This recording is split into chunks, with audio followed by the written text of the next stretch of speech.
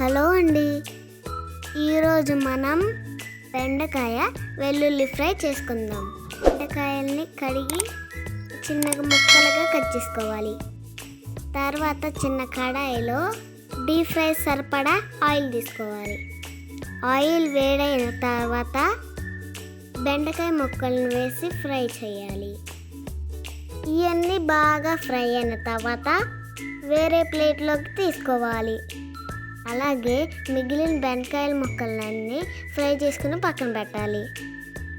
ఈలోపు మనం mixie jar తీసుకుని అందులో చిన్న ఎండు కొబ్బరి ముక్క, 6 ఎండుమిర్చి, 10 వెల్లుల్లి రబ్బలు తీసుకుని గ్రైండ్ చేయాలి.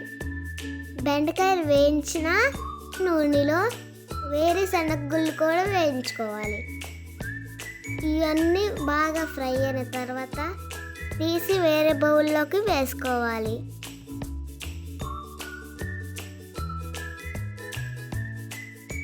వేరే కడాయి తీసుకొని 1 స్పూన్ ఆయిల్ వేసుకోవాలి. తర్వాత గ్రైండ్ చేసుకున్న పౌడర్ని ఆయిల్లో వేయించుకోవాలి. దాన్ని లో ఫ్లేమ్లో పెట్టి స్లోగా వేయించుకోవాలి. ఒక 5 నిమిషాలు వేయించుకోవాలి. పౌడర్ కొంచెం వేగిన తర్వాత ముందుగా ఫ్రై చేసుకున్న బెండకాయ ముక్కలు వేసుకోవాలి. ఇవన్నీ బాగా కలిపిన తర్వాత వేయించిన వేరుశనగగుళ్ళు వేయించుకొని కొంచెం సాల్ట్, కొంచెం పసుపు, కొంచెం కారం వేసుకొని మొత్తం ఒకసారి కలుపుకోవాలి.